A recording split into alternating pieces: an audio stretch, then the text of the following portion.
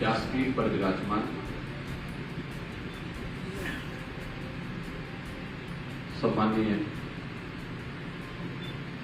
श्री विश्वनाथ भाई काश्यप जी महाराज,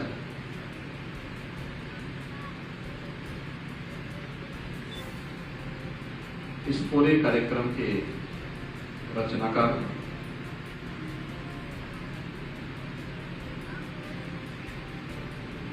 हनुमान प्रसाद पोद्दार स्मारक समिति के मंत्री श्री उमेश कुमार सिंघानिया जी,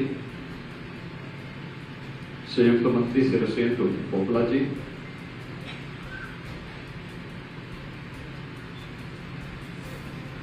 अखिल भारतीय इतिहास संकलन योजना के राष्ट्रीय संगठन सचिव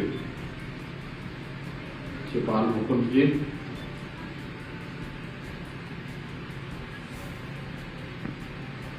प्रोफेसर हरीश कुमार जी, डॉक्टर ओम जी उपाध्याय, हनुमान प्रसाद पोद्दार स्मारक समिति के न्यासी श्री प्रमोद माता निहलिया जी, श्री विष्णु अजीत सरिया जी और स्मारक समिति के सभी अन्य न्यासीगण, श्रद्धालुजन, आज हम सब सदैव भाई जी की 130वीं पावन जयंती के इस कार्यक्रम में यहाँ पर एकत्र हुए।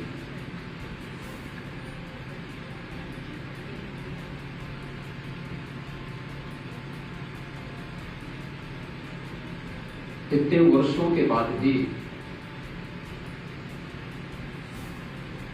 भाई जी दिवंगत हुए होंगे, आज से लगभग 50-51 वर्ष पहले, और इतने वर्षों के बाद भी भाई जी को उनकी पावन जयंती में हम स्मरण कर रहे हैं, उन्हें अपनी भावांजलि दे रहे हैं। इसके पीछे कोई ना कोई भाव तो जरूर होगा।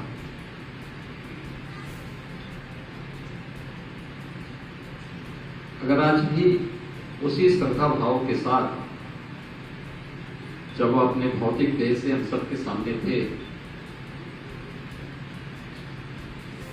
और उनका साक्षात सानिध्य प्राप्त होता था, उस समय भी जो श्रद्धा भाव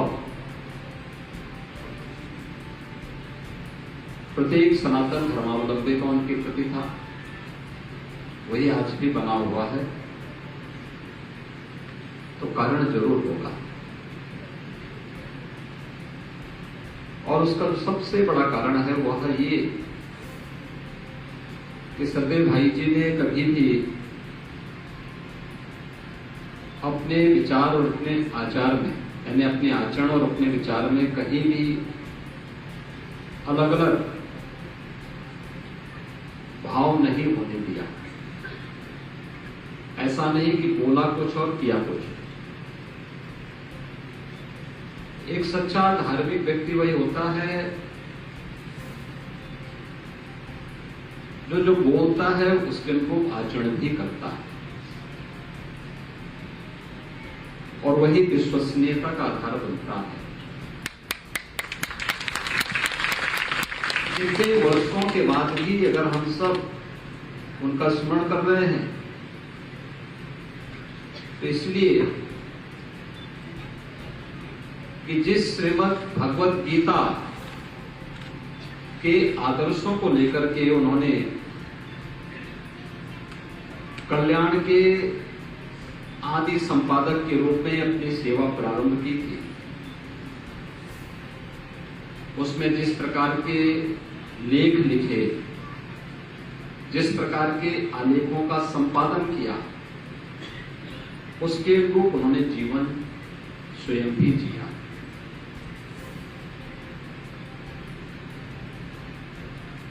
वास्तव में भाई जी का पूरा जीवन सनातन धर्म के लिए समर्पित था।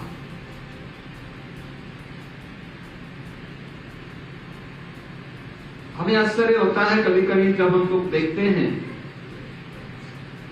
कि हमारा धर्म तो इस बात की प्रेरणा कभी नहीं देता, लेकिन तब भी उस प्रकार का आचरण होता है और बड़े बड़े लोगों के द्वारा उस प्रकार की बातें की जाती हैं, तो हमें आश्चर्य होता है इन सब चीजों को लेकर के।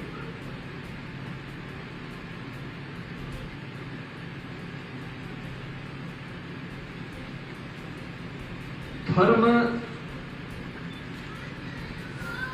केवल पूजा पाठ नहीं है,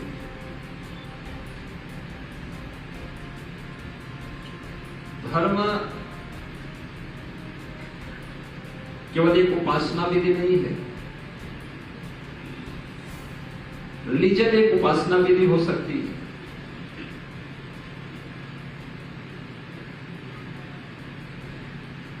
लेकिन सनातन धर्म ने तो जितनी विराटता प्राप्त की और जितने मार्ग खोले हैं, अभ्युदय के लिए भी और निश्रेष्य के लिए भी, यानी इस लोक में हम सांसारिक उत्कर्ष के लिए कार्य करेंगे और जब इस लोक की यात्रा पूरी होगी तो मोक्ष की प्राप्ति हमें हमारे कर्मों के आधार पर स्वतः ही प्राप्त होगी। ये सनातन धर्म कहता है और यही जीवन जिया था भाई जी।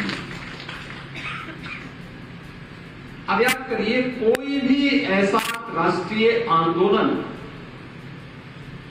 जो सनातन धर्म के अनुकूल हो, भारत के अनुकूल हो, मानवता के कल्याण के अनुकूल हो और जीव मात्र के कल्याण के अनुकूल हो, इन चारों में आप देखें जो भी इनके अनुकूल है उसमें भाई जी की प्रत्यक्ष भूमिका उन सभी आंदोलनों, उन सभी अभियानों के साथ सदैव जुड़ी रही। उन्होंने गीता प्रेस को और कल्याण को अपनी सेवा का माध्यम बनाया, लेकिन आंदोलनों में भी, आजादी के आंदोलन में भी सक्रिय रहे। उसके लिए उन्हें जेल भी जाना पड़ा। देश की आजादी के बाद देश को किस प्रकार से आगे बढ़ना चाहिए, उन आंदोलनों में भी, उन अभियानों में भी सक्रिय भूमिका के साथ आगे बढ़े। स्वतंत्र भारत में भारत का स्वरूप किस रूप में होना चाहिए? क्या आजादी का मतलब केवल राजनीतिक आजादी है? ये संपूर्ण आजादी के लिए जो अभियान चला था, क्या उसका मतलब संपूर्ण आजादी नहीं थी? क्या केवल राजनीतिक आजादी के लिए सत्ता का हस्तांतरण मात्र देश की आजादी के आंदोलन का उद्देश्य था? और उस समय गुलामी के चिन्हों को समाप्त करने के जो अभियान चले थे, भाई जी कभी उससे अपने आप को पीछे नहीं किए, हमेशा अग्रणी भूमिका में उन सभी अभियानों के साथ भी बढ़ चढ़ करके भाग लेते रहे। गोरक्षा का आंदोलन हो, राम जन्मभूमि आंदोलन हो, कृष्ण जन्मभूमि मुक्ति का अभियान रहा हो, या फिर अछूतोद्धार के लिए किए जाने वाले किसी भी सार्थक प्रयास में योगदान देने का, मानव कल्याण के लिए हो या कहीं भी किसी आपदाग्रस्त मानव को, किसी भी नागरिक को बिना भेदभाव के योजनाओं का लाभ दिलाने का कार्यक्रम, उन्होंने बढ़ चढ़ करके उसमें भाग लिया। कभी भी उससे अपने आप को पीछे नहीं किया। उन सभी अभियानों के साथ लगातार जुड़ते रहे, कार्य करते रहे। स्वतंत्र भारत में शिक्षण संस्थानों की स्थापना होनी चाहिए, अच्छे शिक्षण संस्थान होने चाहिए, भारत के अनुरूप शिक्षा मिलनी चाहिए, इसके लिए भी उन्होंने प्रयास किया।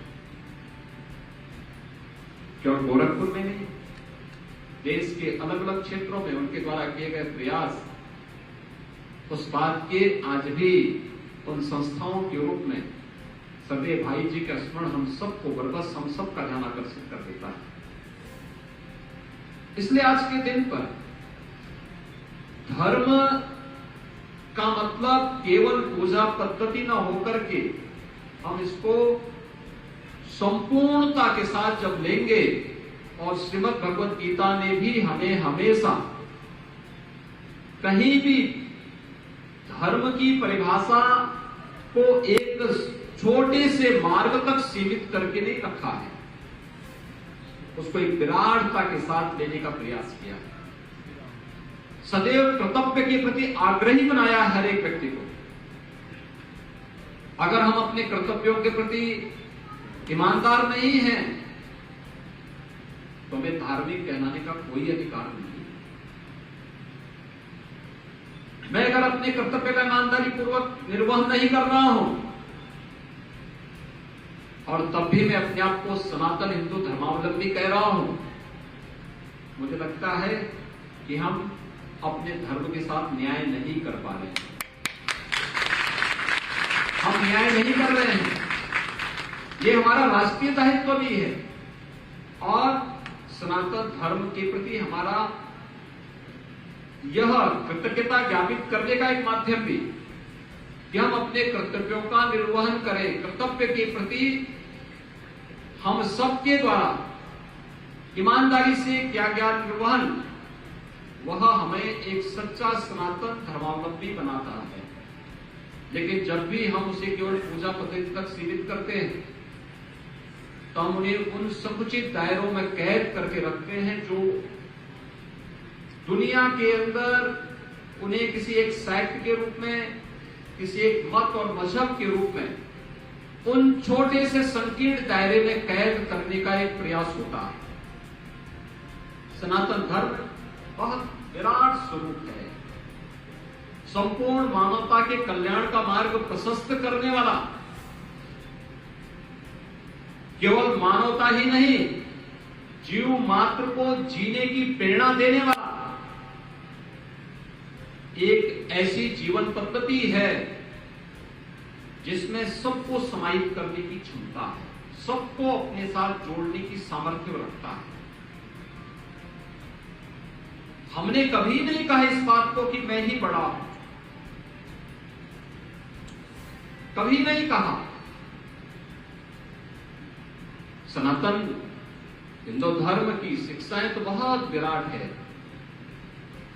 अयम निज परोवेति गणना लव चेतसाम, यानी ये भाव है, ये मेरा है, ये तेरा है, ये जो भाव है, ये जो भाव है, ये संकुचित बुद्धि के लोग करते हैं और दुनिया का जो द्वंद है इसी भाव के साथ हुआ है।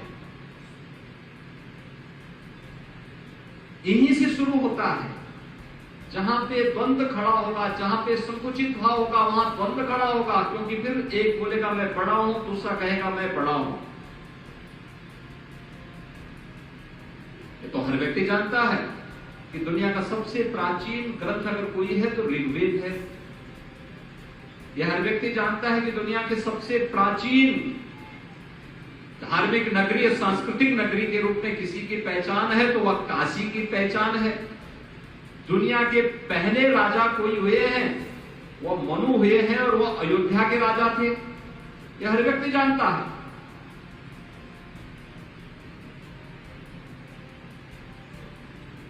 लेकिन उस सब के बावजूद हमसे प्रेरणा लेने वाले, सनातन धर्म से प्रेरणा लेने वाले अर्वाचीन मत और मजहब दुनिया के अंदर छा जाते हैं और हम लोगों की सीमाएं संकुचित होती हुई दिखाई देती है। इसके पीछे कोई कारण तो होगा और इसलिए जब हम सर्वेक भाई जी की इस पावन जयंती कार्यक्रम के साथ यहां पर जुड़े हुए हैं, हम सबको इस बात को ध्यान में रखना होगा कि सर्वेक भाई जी ने जैसा कहा वैसे आचरण भी किया। जो लिखा उसके अनुरूप उन्होंने आचरण किया। जिस प्रकार के आलेखों का उन्होंने संपादन किया उसके अनुरूप उन्होंने आचरण भी किया और अन्य लोगों को भी उसके अनुरूप चलने के लिए प्रेरित किया। समाज जीवन से जुड़े हुए कोई भी पक्ष ऐसा नहीं था जिसमें देश हित हो, जिसमें धर्म का हित हो, जिसमें समाज का हित हो, जिसमें मानवता का हित हो, जिसमें प्राणी मात्र का हित छिपा हुआ हो और उसकी आज की आवश्यकता है, उसमें उन्होंने कहीं भी अपने आप को पीछे नहीं किया, कभी भी उससे पीछे नहीं हटे। बिना किसी भेदभाव के सबको उसके साथ जोड़ने का जो एक प्रयास उनका था, आज वही कारण है कि सदैव भाई जी को हम लोग आज उनकी 130वीं पावन जयंती के इस पावन कार्यक्रम के अवसर पर भी उसी श्रद्धा के साथ स्मरण कर रहे हैं। मैं आज के इस अवसर पर जब सदैव भाई जी भौतिक देह से हम सब के बीच में नहीं है, लेकिन सनातन हिंदू धर्म तो हमेशा इस बात के लिए कहता है कि आत्मा कभी मरती नहीं है, ये तो अजर अमर है। इसकी हमेशा इस बात की हमेशा प्रेरणा देता है कि भौतिक देह भले ही बदलती हो, उस अजरता अमरता की प्रेरणा हमें देता है। तो हम सबको विश्वास है कि सदैव भाई जी की जो प्रेरणा है सूक्ष्म देह से आज भी वह हमें निरंतर आशीर्वाद दे रही है, एक नई प्रेरणा प्रदान कर रही है। भारत आज जिस दिशा में आगे बढ़ा है, हम सब सौभाग्यशाली हैं। एक एक करके वे सभी कार्य होते हुए दिखाई दे रहे हैं। अयोध्या में श्री राम जन्मभूमि पर भगवान राम का भव्य मंदिर के निर्माण का कार्य, ये भारत के सांस्कृतिक यानी राजनीतिक आजादी के बाद भारत के सांस्कृतिक अभ्युदय का एक प्रारंभ है। काशी में काशी विश्वनाथ धाम का निर्माण, ब्रज क्षेत्र में जो विकास के कार्य वर्तमान में चल रहे हैं और जिस प्रकार से वो अपने एक नए स्वरूप में, नए कलेवर के रूप में हम सबके सामने आया है। देश के अंदर भले ही अभी उसकी कीमत को हम समझने की कहीं भूल कर रहे हो, लेकिन जो एक व्यापक परिवर्तन होने जा रहा है वो होने जा रहा है प्राकृतिक खेती के माध्यम से भारतीय नस्ल के गोवंश को एक बार फिर से पुनर्जीवित करने का ध्यान। वैश्विक मंच पर योग को मिली मान्यता और कुंभ जैसे दुनिया के सबसे बड़े आध्यात्मिक और सांस्कृतिक आयोजन को यूनेस्को की विश्व यानी मानवता की मूर्त सांस्कृतिक धरोहर के रूप में मान्यता प्राप्त होना, ये सब उसी श्रृंखला का एक हिस्सा है। इस सदी की सबसे बड़ी महामारी के दौरान आयुर्वेद को वैश्विक मान्यता मिलना, ये भारत की परंपरा और भारत के द्वारा दी गई ट्रेडिशनल मेडिसिन की परंपरा को दुनिया के वैश्विक मंच पर मिलनी प्राप्त हो रही मान्यता का एक अन्य उदाहरण है। जहां पर व्यक्ति नहीं मान रहा है, वहां प्रकृति उससे मनवा रहा है, क्योंकि ये आज की आवश्यकता है। मानवता के कल्याण का मार्ग उसी से प्रशस्त होना है और आयुष को हर एक व्यक्ति आज उसी भाव के साथ देख रहा है। मैं बीच में मेरे पास एक बार एक सज्जन आए थे लखनऊ में मिलने के लिए, उत्तर प्रदेश के बहुत बड़े वरिष्ठ प्रशासनिक अधिकारी थे।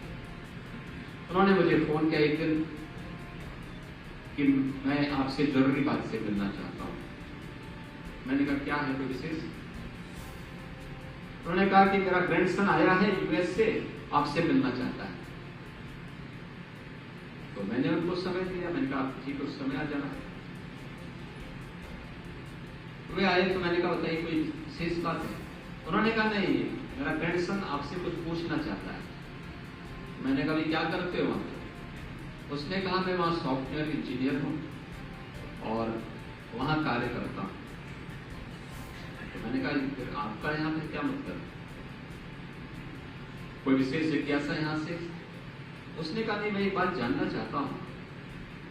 कहा कि मैं एक बार न्यू जर्सी में जा रहा था अपनी कार से मैं जा रहा था, एक लाइन लगी हुई थी, एक इंडियन रेस्टोरेंट था, वहां पे एक लाइन लगी हुई थी। मैंने कहा तो कहा कि मेरी भी जिज्ञासा हुई कि ये भारतीय रेस्टोरेंट है, इसके बाहर इतनी लंबी लाइन क्यों लगी हुई है।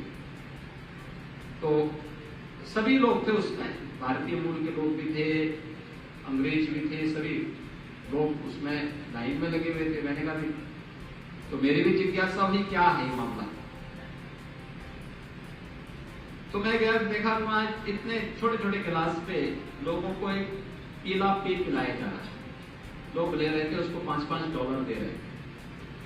तो मैंने लोगों से पूछा कि क्या है, तो लोगों ने कहा ये हल्दी का पानी है। तो कहा हल्दी का पानी को $5 में लोग पी रहे थे, मुश्किल से 2-2, 3-3 चम्मच रहा होगा। तो मैंने कहा भाई, तो कहा मैंने भी लिया, मैंने भी पिया, उसका स्वाद तो था नहीं, लेकिन और भी पी रहे थे तो मैंने भी पी लिया। तो मैंने पूछा लोगों से कि इससे क्या होता, लोगों ने कहा इम्यूनिटी बढ़ाने के लिए बहुत अच्छा हुआ। तो मैंने कहा आपने अपने घर में भोजन कभी पाया है कि और फास्ट फूड खाया है? कहा नहीं, घर में भी भोजन बनता है। मैंने कहा आपकी माँ ने, आपकी दादी ने कभी भोजन बनाया? और ठीक है, आपकी दादी, आपकी जो ग्रैंडफादर है वह बहुत वरिष्ठ प्रशासनिक अधिकारी है, लेकिन घर में भोजन तो बनता रहा होगा। कोई भारत का कोई परिवार ऐसा नहीं जिसके घर में भोजन न बनता, तो कितना भी बड़ा क्यों ना हो, हर व्यक्ति अपने घर में बनाता है। कहा? मैंने कहा कभी रसोई में गए? मैंने कहा भारत के अंदर कोई रसोई ऐसी नहीं जिसमें दाल हो, सब्जी हो या किसी भी अन्य उसमें हल्दी ना पड़ती हो। और ये आज से नहीं, हजारों वर्षों से परंपरा चली आ रही है। कोरोना थोड़े हल्दी लेके आए हमारे रसोई का में हम हल्दी का उपयोग तो न जाने, हल्दी, अदरक सामान्य रूप से आप मुंह में डालेंगे तो मुंह जलाएगा, जलन होगी, लेकिन उसकी कीमत आयुर्वेद के माध्यम से हमारे पूर्वजों ने समझी। हल्दी की कीमत अगर आप देंगे तीखा स्वाद आएगा, अगर वैसे हल्दी पिएंगे तीखा स्वाद आएगा। और अमेरिका ने कोरोना में उसकी कीमत को समझा और वो छोटे छोटे गिलास में लेकर के वो हल्दी का पानी पिए जा रहे हैं। कोरोना में आपने एक और चीज देखा होगा, लोग भारत की स्वास्थ्य सेवाओं पे बहुत उंगली उठाते हैं। बहुत सारे लोग हैं जिनको अपनी बातों पर, अपनी पद्धति पर, अपनी संस्कृति पर गौरव की अनुभूति नहीं होती, वे टिप्पणी और अक्सर करते हैं। और जो अक्सर एक कहावत होती है ना कि नया मुल्ला ज्यादा प्याज खाता है, उस प्रकार के लोग कुछ ज्यादा ही इस मामले में देखने को मिलते हैं। अक्सर टिप्पणी करेंगे। इस सदी की सबसे बड़ी महामारी में आपने देखा होगा, इस सदी की सबसे बड़ी महामारी में भारत की आबादी है। यद्यपि ये तुलना अच्छी नहीं होगी, एक मौत भी दुखद है, लेकिन इस सदी की सबसे बड़ी महामारी के दौरान आपने इस बात को देखा होगा। ये तुलनात्मक अध्ययन इस बात को लेकर के जो दुनिया की आंखों को खोल सके, उन तथाकथित बुद्धिजीवियों, सो कॉल्ड इंटेलेक्चुअल की आंखों को खोल सके, जो भारत की परंपरा और भारत की जीवन मूल्यों पर हमेशा उंगली उठाते हैं। भारत के अंदर भारत की आबादी है 135 करोड़, अमेरिका की आबादी है 33 करोड़, भारत की 1/4 है।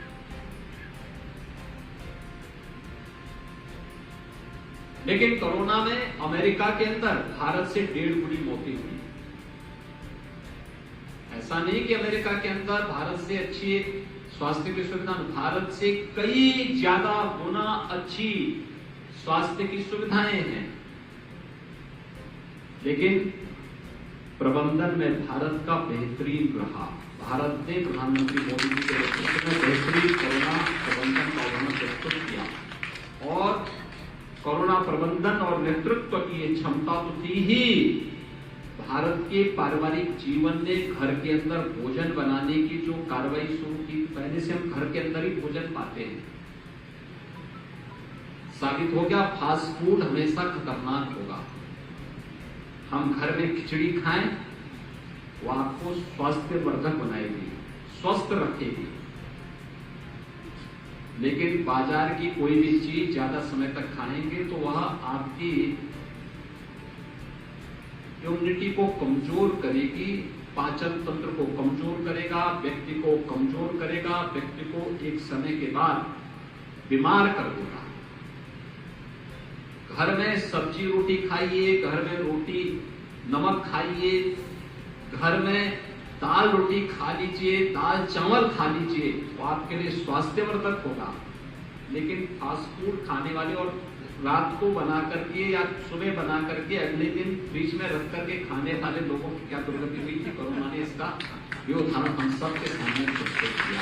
और इसीलिए मैं आप सबसे कहना चाहूंगा कि हमें अपनी परंपरा, अपनी संस्कृति पर गौरव की अनुभूति करनी चाहिए।